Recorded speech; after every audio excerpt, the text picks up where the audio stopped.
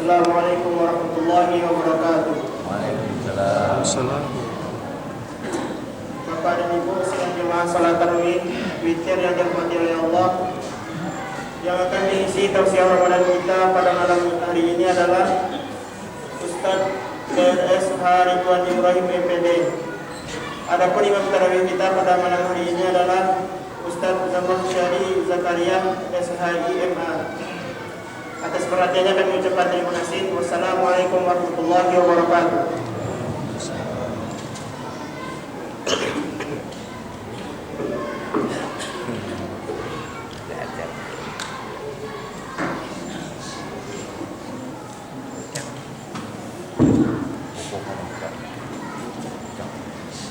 Bismillahirrahmanirrahim. Assalamualaikum warahmatullahi wabarakatuh. Waalaikumsalam. Alhamdulillahilladzi khalaqal mauta wal hayata liyabluwakum ayyukum ahsanu amala wa huwal azizul ghafur. Asyhadu an la ilaha illallah wahdahu la syarika lah. Wa asyhadu anna sayyidana Muhammadan abduhu wa rasuluhu la nabiyya ba'dah. Rabbana subhanaka la ilma lana illa ma 'allamtana innaka antal alimul hakim. Rabbi shrah li sadri wa yassir li amri wahlul 'uqdatam min lisani yafqahu qawli. Allahumma ja'al jam'ana hadza jam'an marhuma wa tafarruqana min ba'dihi tafarruqan maqsuman mahfuzan. Wa qala Allah ta'ala fil Qur'anil 'azim.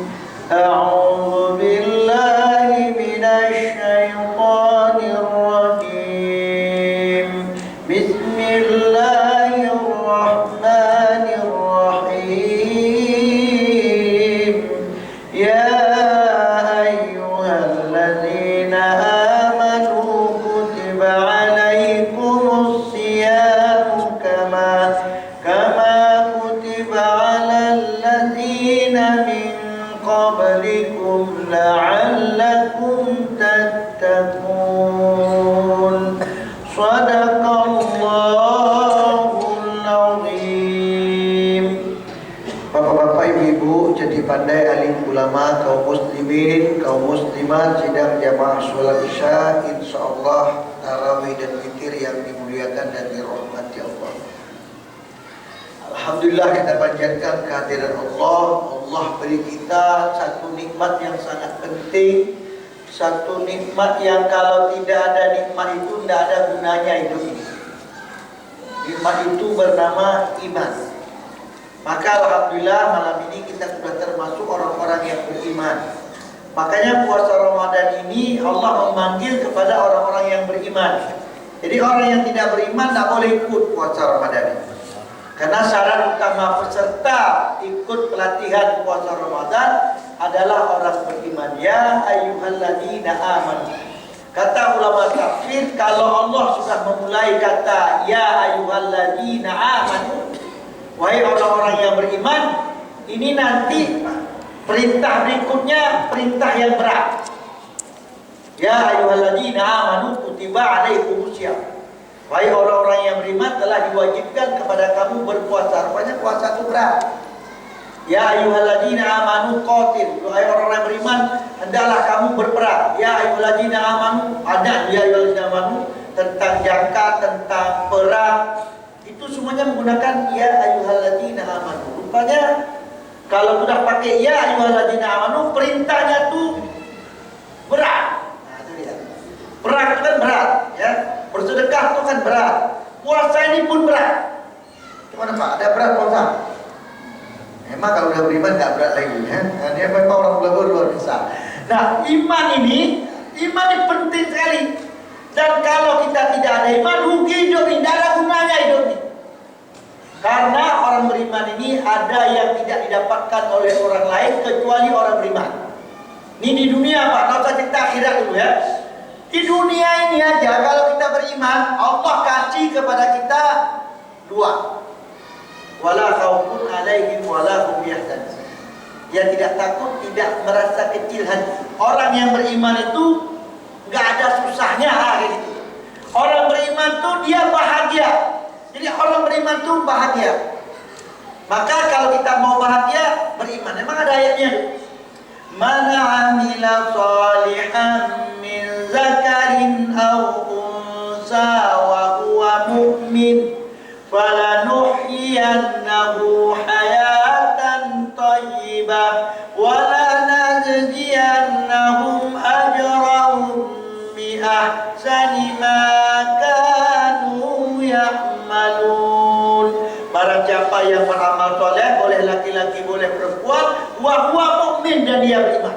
Allah janji itu, fala nuhyiyannahu hayatan thayyibah, maka orang itu akan diberikan hidup yang baik. Pak, ternyata untuk hidup yang baik itu, ada orang bilang kalau kita nggak kaya gimana?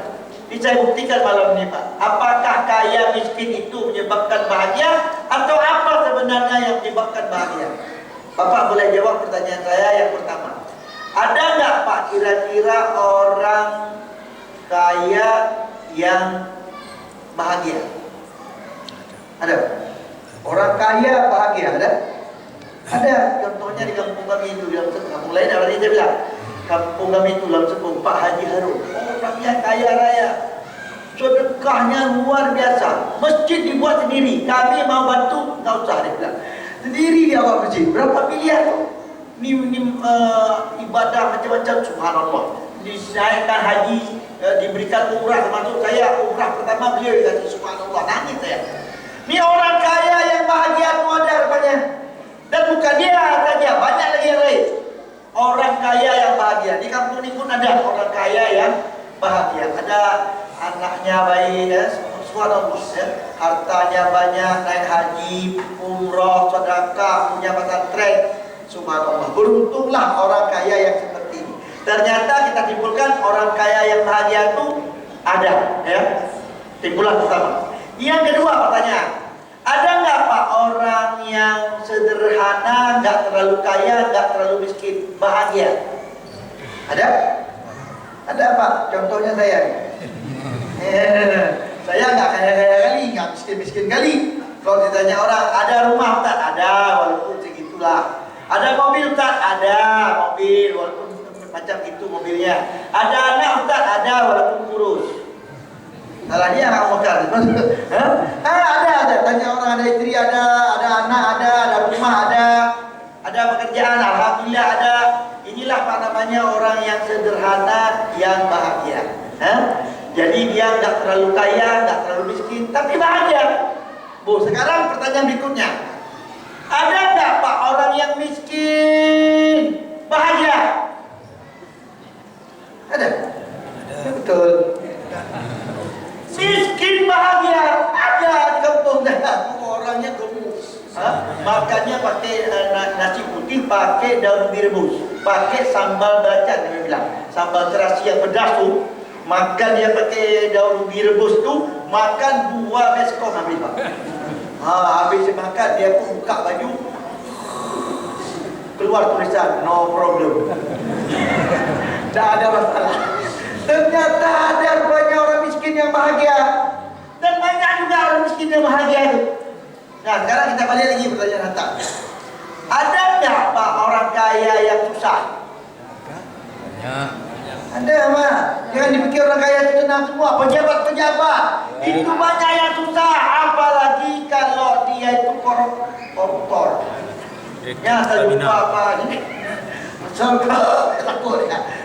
Kalau masuk ke kantor KPK, masuk kantor assalamualaikum. Waalaikumsalam. Takut ya Pak. Itu yang pejabat, yang orang kaya. Orang kaya itu aja yang pikir senang semua. Banyak orang kaya yang susah. Kenapa? Mobilnya kredit. Motor Pajero Pak, tapi kredit. Tangannya anak. Dia ada lunas kok. Takut dia Pak. Takut lagi. Jadi ada juga rupanya orang kaya yang susah. Pertama kali yang susah orang kaya itu Pak, susah hitung duitnya banyak kali. Kita udah enak tidur, dia masih 1, 2, 3, 4. Mana tak baik, jadi waktu hitungnya susah.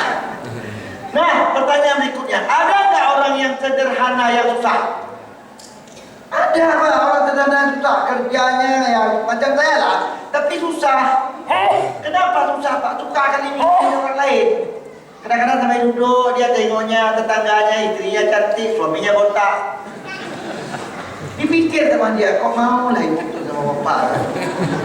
Nah, perlu nggak kan? Kenapa usulnya pikir tu? Tapi dia pikir kenapa lah ibu tu mau sama bapak tu? Ibu tu cantik, bapak tu botak. Dia nggak tahu bapak tu botak, tapi duitnya tebal. Kita gondrong pak, duit nggak ada. Nah, maksud saya ngapain ngurusin orang ya? Banyak orang sekarang ya, sibuk ngurusin orang aja, makanya dia nggak bahagia. Oh, pertanyaan terakhir.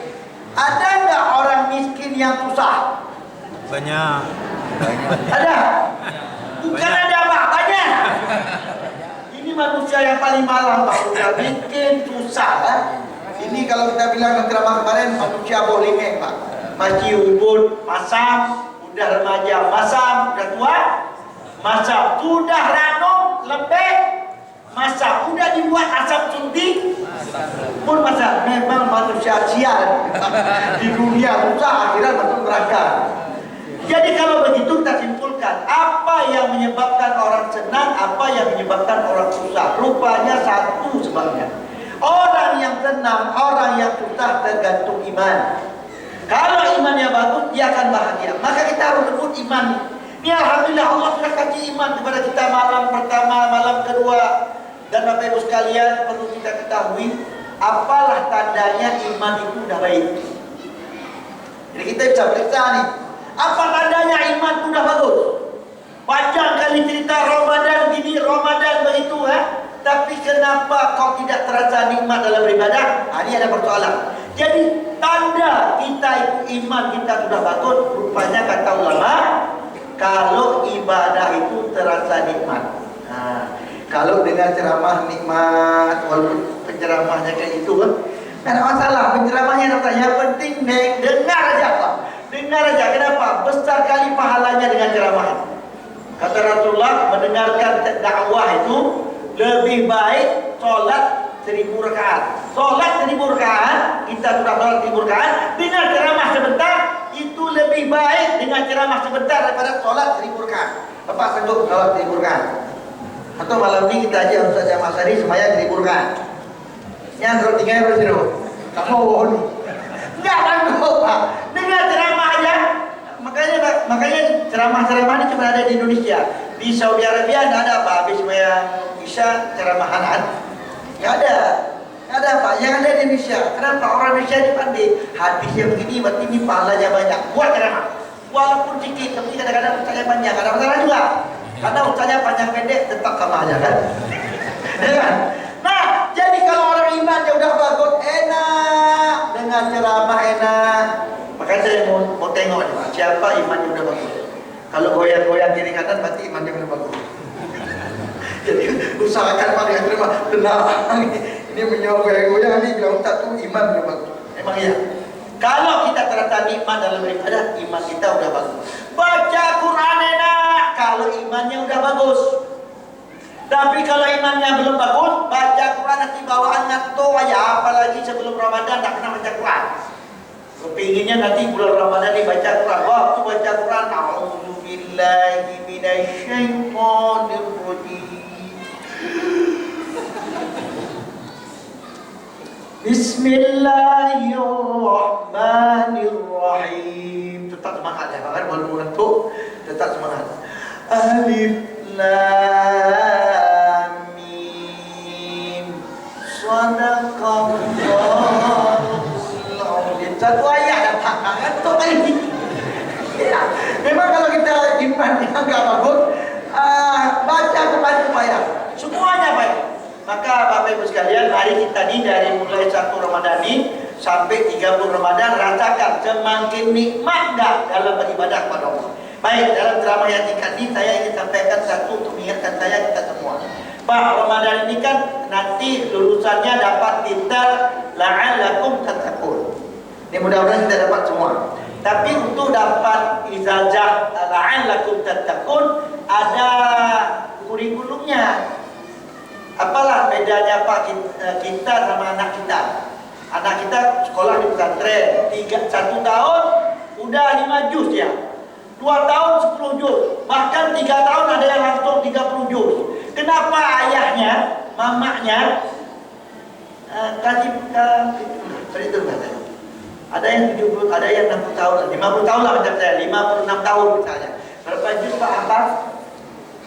Kenapa kita nggak hafal Quran? Jawabannya karena kita nggak pakai kurikulum. Ya kan? Nggak ada kurikulum di rumah kita. Hari ini harus 1 halaman, ada Pak? Ini kalau nggak dapat 1 halaman nggak boleh makan siang. Ya, kalau ya. Kalau nggak bisa, ayah toh kata istri kita kan, ayah toh. Coba alif lam mim, baca bulan. Anak kita di pesantren itu dia wajib 1 hari 1 halaman, wajib. Ya, besok 1 halaman lagi. Makanya dia itu 3 tahun 30 juz. Kita hampir 100 tahun cuma dapat 3 juz. Juz jeruk.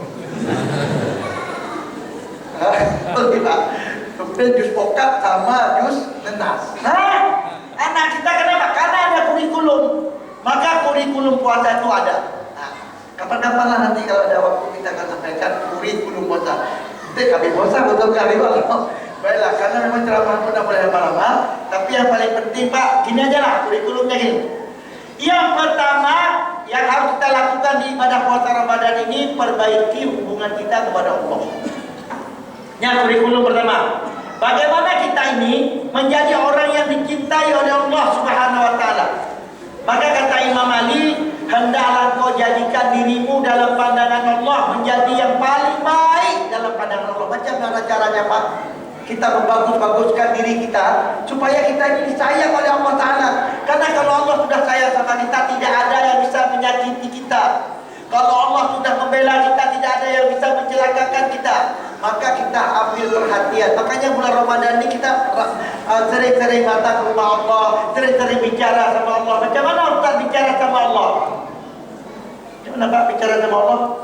Bicara sama Allah baca Al-Quran. Baca Al-Quran itu sama dengan kita berbicara dengan Allah Subhanahu wa taala. Pak, saya dapat ceramah satu dari Ustaz. Katanya begini, kalau seandainya kita itu malas sekali baca Al-Quran, hati-hatilah Pak, bersedihlah. Kenapa? Rupanya Allah gak mau bicara sama kita. Jadi jangan kita pikir mentang-mentang kita gak baca Al-Quran Allah rugi. Nah, Allah sebenarnya gak mau bicara sama kita. Makanya oleh sebab itu semalas-malasnya, sebohong-bohongnya, ambil Quran paling tidak dalam subuh baca sebentar, zuhur baca sebentar. Kalau ada di kantor tidak ada kegiatan, baca Al-Quran. Maka kita itu sudah bicara dengan Allah Subhanahu wa taala. Kalau kita tidak mau baca Quran, itu tandanya Allah tidak mau lagi bicara sama kita. Bapak bisa bayangkan kalau istri bapak tidak mau bicara sama bapak. Dek, bu. Itu masih ibu. Kalau yang lain, dek, malam Jumat, malam Jumat. Karena berlunak, ibarat bahaya ini. Kalau Allah sudah tidak mau bicara kepada kita, lebih dahsyat daripada istri kita tidak mau bicara sama kita. Lebih dahsyat daripada pimpinan kita tidak mau bicara sama kita. Maka marilah kita perbaiki hubungan kita kepada Allah. Yang kedua, kurikulumnya adalah perbanyak amal-amal soleh, karena kesempatan membayar utang inilah di bulan Ramadan. Yang ketiga, banyak-banyaklah beristighfar, karena di bulan Ramadan ini adalah bulan di mana kita diampunkan oleh Allah Subhanahu wa taala dosa-dosa kita. Pak, sebenarnya yang menyebabkan kita susah dunia, susah akhirat adalah dosa. Maka supaya dosa kita dihapuskan, inilah kesempatannya di bulan Ramadan. Bapak Ibu kalau datang ke penjara, tanyalah sama orang penjara. Di tanggal berapakah orang penjara yang paling bahagia menurut Bapak? Katanya jawab Pak penjara, tanggal berapa yang paling ditunggu-tunggu orang penjara? Tahu Pak? Nyoba kata.